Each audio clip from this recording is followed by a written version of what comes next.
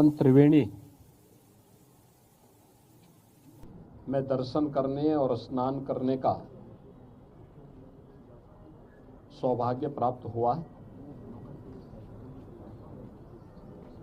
गत वर्ष इसी समय हम लोग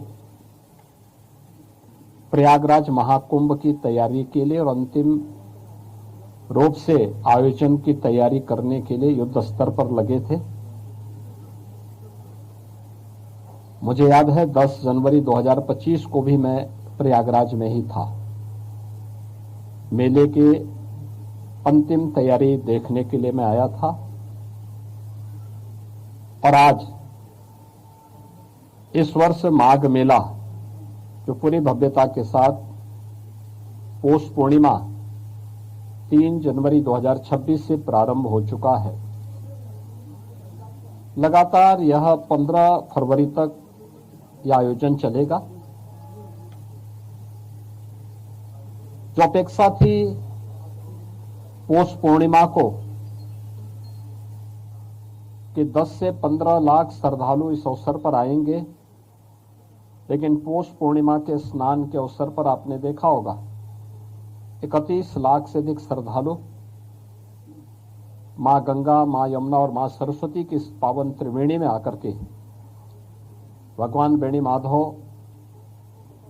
की कृपा से, बड़े हनुमान जी की कृपा से, भगवान अक्षय वट की असीम सानिध्य में उन्होंने सकुशल स्नान किया और यहाँ से आशीर्वाद लेकर के प्रस्थान किए और कल्पवासी 1 महीने के कल्पवास के लिए यहाँ पे वर्तमान में अपनी साधना में तल्लीन है। आज मुझे यहाँ पर भगवान रामानंद जी के 726वीं पावन जयंती के कार्यक्रम में भाग लेने का अवसर प्राप्त हुआ है। ये प्रयागराज का सौभाग्य है कि अनेक पूज्य ऋषि मुनियों के पावन धरा है।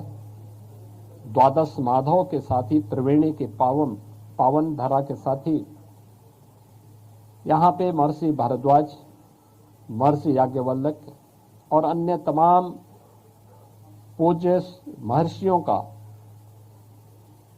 सिद्धों का, संतों का सानिध्य इस पावन धरा को प्राप्त हुआ है। 726 वर्ष पूर्व इसी पावन धरा पर जगतगुरु रामानंदाचार्य जी का भी जन्म हुआ था। आज का दारागंज उनकी जन्मस्थली के रूप में ही विख्यात है। आज उनके इस पावन जन्मोत्सव कार्यक्रम के साथ ही माघ मेले की तैयारी भी हम लोगों ने प्रारंभ की है, इसकी समीक्षा की है।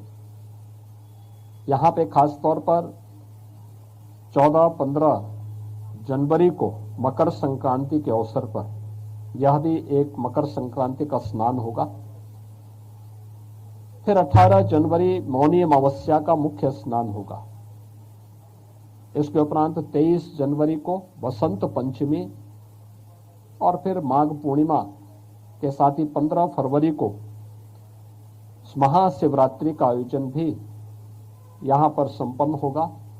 ये सभी माघ मेले के कार्यक्रम होंगे।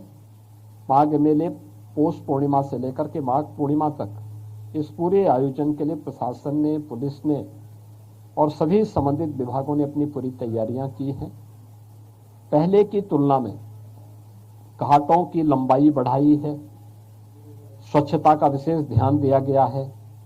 भीषण शीतलहरी है, इसमें बचाव के लिए आवश्यक उपाय किए गए हैं। पब्लिक एड्रेस सिस्टम के साथ ही मेला से जुड़े हुए मेला सेवा ऐप का भी शुभारंभ करते हुए किसी भी कल्पवासी को, किसी भी संत को, किसी भी श्रद्धालु को अगर कोई सेवा लेनी हो, किसी प्रकार की कोई उनके यहाँ कोई किसी प्रकार की समस्या हो, तो इससे संबंधित वह अपने इस मोबाइल ऐप के माध्यम से भी जानकारी ले करके और अपनी जानकारी दे करके उस सेवा का उपयोग कर सकता है या प्रशासन से अपनी बात को रख सकता है। इन सभी मुद्दों को लेकर के भी यहाँ पे बेहतर उसका उपयोग किया जा रहा है और मुझे पूरा विश्वास है कि आपसी समन्वय से, तत्परता के साथ, जैसे प्रशासन ने पौष पूर्णिमा के स्नान को पूरी भव्यता के साथ संवाद के साथ, सबके सहयोग के साथ सकुशल संपन्न किया है। आगे आने वाले सभी 5 स्नान भी उसी पवित्रता के साथ, उसी संवाद और समन्वय के साथ सकुशल संपन्न होंगे।